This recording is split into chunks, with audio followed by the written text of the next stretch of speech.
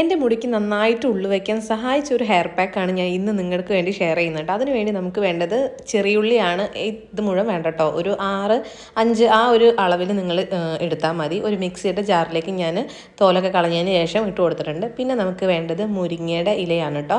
ഇതെന്ന് പറഞ്ഞു കഴിഞ്ഞാൽ നമ്മുടെ മുടിക്ക് നന്നായിട്ട് കണ്ടീഷനിങ് ചെയ്യുന്ന രീതിയിലുള്ളൊരു ഹെയർ പാക്കാണ്. നന്നായിട്ട് ഹെൽപ്പും ചെയ്യും ഗ്രോത്തിന് വേണ്ടിയിട്ട് കേട്ടോ.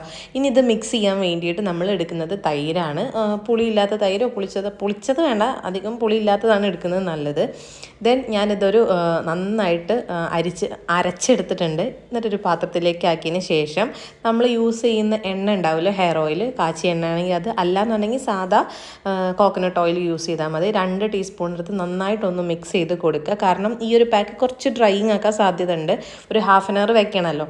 അപ്പോൾ ഇത് അപ്ലൈ ചെയ്യുന്നതിന് മുന്നേ ഇതുപോലത്തെ ഒരു വുഡൻ കോംബ് യൂസ് ചെയ്ത് നന്നായിട്ട് മുടി ഒന്ന് കോംബ് ചെയ്ത് കൊടുക്കണേ. ഇങ്ങനെയാകുമ്പോൾ നന്നായിട്ട് ബ്ലഡ് സർക്കുലേഷൻ കൂടും ചെയ്യും കേട്ടോ. നന്നായിട്ടൊരു മസാജിങ് കൂടെ കൊടുക്കുക. പിന്നെ നമ്മൾ മസ്റ്റായിട്ട് ചെയ്യേണ്ട ഒരു കാര്യമാണ് വെള്ളം കുടിക്കുക എന്നുള്ളത്.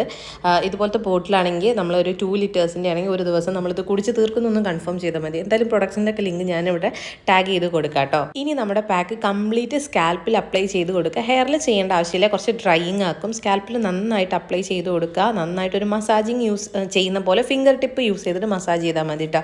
ഈ ഒരു പാക്ക് ഒരാൾക്ക് നമ്മളെ സ്കാൽപ്പ് കംപ്ലീറ്റ് ആയിട്ട് അപ്ലൈ ചെയ്യുന്ന അത്ര ഉണ്ടായിരിക്കും. ഇത് 1/2 മണിക്കൂർ വെച്ചതിന് ശേഷം സാധാ വെള്ളത്തിൽ വാഷ് ചെയ്ത് കളയാം.